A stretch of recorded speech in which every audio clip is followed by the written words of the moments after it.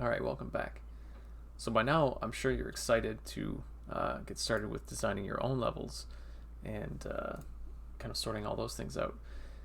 But you have this kind of idea of structures and a little bit of the framework, but really, what's next? What are some tips, or are there any rules for designing levels? And as the title card may have spoiled for you, there are indeed some pieces of advice that you should follow or that you can follow. First, I'm going to start with the most important three. These are really the golden rules of level design. And again, I have my big old star here because in other in physical offerings of the class, I say, hey, remember these because this is going to be on your midterm. For you, again, you may not need to recite these verbatim because you'll just have access to the slides, but you may need to put them into practice in some way or call back to them. Anyway, uh, the golden rules of level design. First of all, be consistent. This means that your main mechanic for a level, what you expect of the player, this should stay the same. Players have kind of a minimum expectation of consistency within games, and yes, it's fine to subvert expectations in some ways, but you need to be really careful that you're adhering to, again, the mechanics and the experience at the very core of the game remain consistent regardless. The second rule is basically kind of a callback to some tutorialization design considerations, and it really, this just as a part of level design, really highlights the importance of that consideration, which is don't require skills in a level that players have not already been taught in a safe environment. And to untangle that sentence a little bit, teach a player how to use a skill before you ask them to use it, especially before you require them to use it. It does not make sense to, ask a player to execute some like complex triple jump dash thing without actually teaching them the inputs or how that mechanic is actually supposed to work. So teach, then use, not the other way around. And on the line of teaching and making sure that players understand things, rule number 3 is always teach the main goals and rules first. This is something that often will come naturally in the way that you think about your designs, but teach the main mechanics, the main objectives of your game, the main rules first and foremost before you get into kind of like edge cases or special abilities. Make sure a player understands the basics, and then carry that idea through to further levels. So make sure that a player understands the basics, the goal of a level, the kind of main interactions that they'll be using to complete the level. Make sure they understand that first before you start giving them kind of like the cool side rules and challenge increasing applications of skills and all that fun stuff. So definitely get to the fun stuff. Start with the main stuff, or the main rules first. Something else you're going to want to consider, and these are outside of the golden rules, but at this point we're just thinking about considerations, things to keep on our mind as we're designing levels. And especially since you're working in 2D, think about the viewpoint. Think about where your camera is and what that provides as far as experience or as far as options and possibilities for your player. The way your camera is set up or what your camera is looking at is going to inform a lot of your design choices. And this can be, are you looking at a top-down style game versus a side-scrolling style game? Do your screens scroll or are they stationary? And they're kind of like small decisions, but they have a big impact on what kind of gameplay your game actually affords. So like thinking about it kind of rationally, let's look at jumping. Jumping is pretty common in games, but jumping is hard to approximate in a top-down view because there's not a great sense of depth. So you have to kind of like slide the sprite up a little bit and then use some visual tricks with maybe a shadow to simulate that thing has jumped.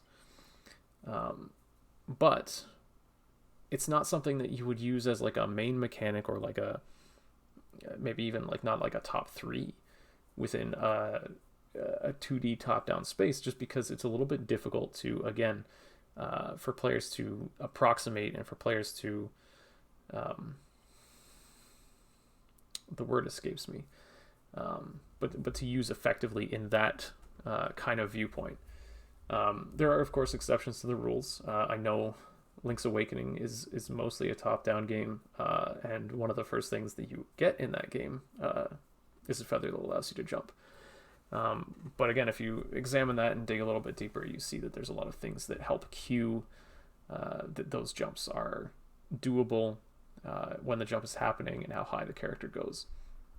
Part of that is camera, part of that is because actually some parts of that game are side-scrolling. But I digress. The viewpoint does make a difference, and will have an effect on, if not what mechanics and what kinds of mechanics are available to you, it will certainly have an effect on how actually effective or approachable those kinds of mechanics are. And that kind of side conversation leads me into thinking about depth, right? In 2D, you don't have, 3 axes to work with. You've only got 2. And so you might need to be thinking about how to create the illusion of depth within that space, whether it's using multiple levels, like Link to the Past, where you have like an upper floor and a lower floor that you can see. It kind of limits the space, does some interesting things visually, and signposts to the player that there's kind of more to the space than they can immediately interact with, which is kind of cool. And in beat 'em up games like Streets of Rage, like Scott Pilgrim, there's like a depth of like how far into or out of the screen the player characters actually are, and that will affect what enemies that they can hit at a given time. So you might need to be thinking about if depth is important to you. And interestingly, looking at some of the ways that depth is used in 2D or even 2.5D games. I talked about Link to the Past already, but if you look at the Little Big Planet games on PS3, maybe PS4, they're 2.5D side scrollers that were kind of interesting, where they had like 3 layers of depth. They had like foreground, midground, and background, and a player could simply move from one to the other. And so if there was like an obstacle or an enemy on the foreground, maybe you could move into the background to avoid it, or if there was a tall obstacle in the midground and the background, you could come to the foreground and simply walk around it. And there's interesting things that you can do. Again, thinking about space is maybe out of scope for this recorded lecture, but certainly something interesting to think about. So let's just run through some other helpful tips. It's a little late in the game now, but if you're building 2D games in the future, definitely think about building level editors or level importers, if not editors, especially if you're building 2D games. It's fairly simple to take in an Excel sheet or an XML document or a text file that just has like locations of walls, locations of objects and enemies. And really what this does is saves you so much time over actually placing those things in manually in code. So that would help you immensely when you have kind of like the team space and the time to kind of think about it and set that up properly. Next tip is, again, make sure, we've talked so far about levels being focused on kind of like one mechanic or one piece of learning. Make sure that despite that, you as a level designer actually have a complete understanding of all the mechanics and behaviors in the game, not just the one that your level focuses on. And this is maybe like you might need to be aware of what the player can do. You might need to have like an understanding of those possibility spaces. You might also, as you're thinking about how to set up challenges within your level, you might come up with interesting ways to combine, your mechanic with some of the other ones that have already been introduced in the game, and come up with like an interesting way to combine them and present some unique challenge. So that's an opportunity as well. Third tip, again, these are out of order, but tip number 3 is when you're designing levels, have fun. And it seems kind of a goofy thing to say, but a lot of innovation and like progress within games and game design and level design come from that playfulness and experimentation of like, oh, well, what would happen if I did this to this, or what happens if, you know, I use these two things together, or will the player understand if I have them do X, Y, Z? And then you do some playtesting and you iterate, but like those big ideas are where all of those kind of like innovative or really interesting pieces actually start. I mentioned this when I think in the previous video when I was talking about the anatomy of a level, but definitely be thinking about the bigger picture as well. Think about how your level fits into the game, because as a player plays through, you want them to feel like the game is consistent and the play of the game is cohesive. So like they should understand why the levels are there, or at least have an understanding that like the levels meaningfully like transition to one another. Like don't just have like the sewer level, the ice level, the fire level. Like add some narrative layer, like why is the player traveling through the sewer, what are they trying to get to? You know, don't just have a level gimmick for the sake of being a level gimmick. So think about the big picture. Next, again, to increase your reach and increase your replayability, cater to different playstyles when possible. So you can think about this as thinking about different kinds of player types, but basically offering multiple strategies or multiple opportunities for strategies, kind of like signpost different possibilities to players, and might cue them to replay the level or replay the game using kind of a different set of strategies or a different gameplay approach than they have been. Next up, don't be afraid to challenge the player. I talk a lot, and we talk a lot in game design about making sure that a game is easy enough for the player, and we have to be fair to them and advocate for them. And all of these things are true. But don't be afraid to add challenge. Like, just don't make things meaninglessly difficult. As designers, yes, we want our players to win. We want them to be successful and skilled at our games. But players also want to feel like they earned that feeling of success. So making sure that a level is appropriately challenging is still a meaningful piece of level design. Next, and very important, oftentimes I say, okay, we have to think about the work we're doing as designers. We think about this as a game designer, not as a player. When it comes to level design, you do want to take a pass of running through your level from the player's point of view.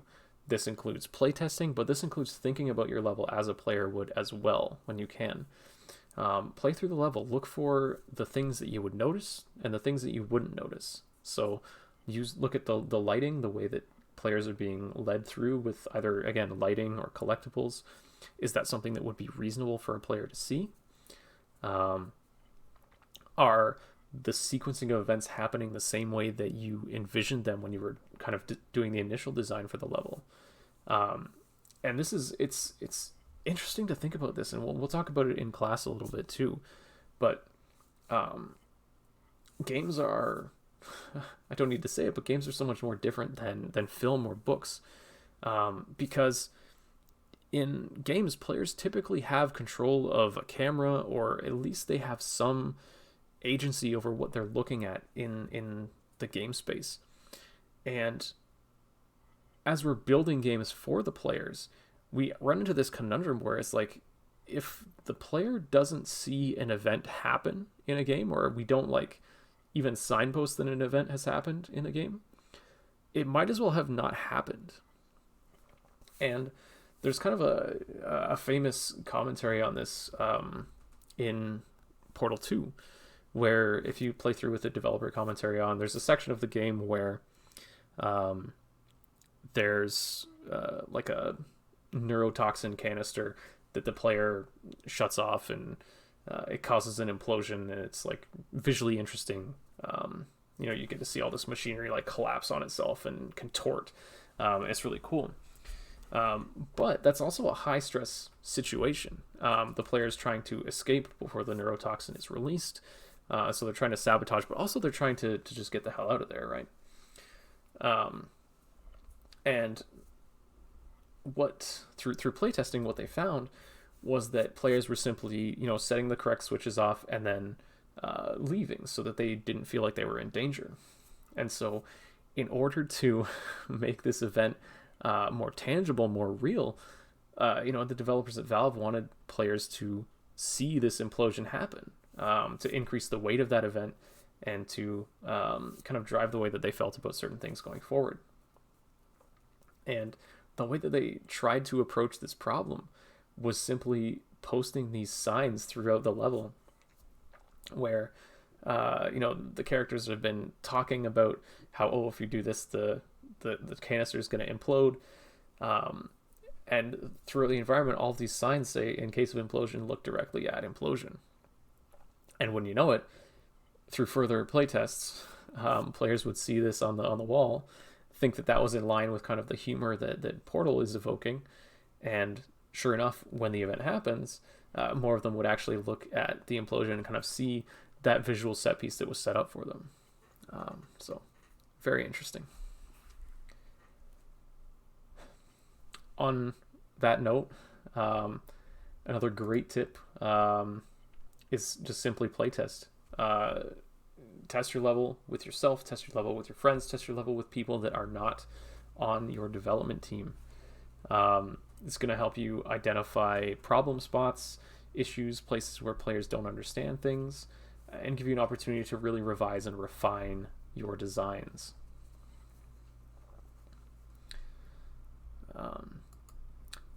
Think about the function of game components. I'm kind of coming back to this, but think about the function of game components in the grand scheme of the game, right? How does this mechanic fit into the game at large? We've thought before about, okay, how does it fit into the level? What does a level built around this mechanic look like? What does it feel like? What does it play like? How do we teach? Blah, blah, blah. But once the player understands that and they move forward to the rest of the game, what are the implications? What skills, what knowledge, what abilities are they taking from that level forward? And how does that apply in the game from that point on? And in some cases, this is important. This might tie into kind of this last point here, which is think about contingency planning. You've done a lot of adjustments for scope already, many of you, because maybe you've been trying to build a game that's a little bit too large. But definitely keep on your mind, like, what if some of the tech or some of the development timeline doesn't come through and we have to scrap a given level? And in that case, it's always helpful to go back to the beginning, right? That reason. Why does a level exist in the first place? And if you have to cut a level, again, step back. Why did we design that level in the first place? If it's to teach a new mechanic, then you need to, again, if that mechanic is relevant for parts of the game that didn't get cut, you'll need to find a way to teach that mechanic in a smaller scale, like in a part of a different level or something else. So again, in planning for changes to your project scope, be thinking about these. So think about the important pieces, especially the important pieces in the grand scheme of the game, and say, if we aren't able to pull this thing off, whether it's a story thing, whether it's a mechanical thing, how important is it? And if we have to lose this chunk of the game, how do we adapt the rest of the game to account for it? How do we include it somehow, or how do we scale it down such that it is something that fits within our development timeline? And so that's something that, again, you'll have to think about as you're designing levels as well, and being flexible about the whole thing. So that's been a bunch of a bunch of tips and ideas. So things to food for thought when you're designing your own levels. Hopefully this compounds with what you already know about level design and helps you push your designs even further. So thanks very much, and I will, as always, see you in the next video.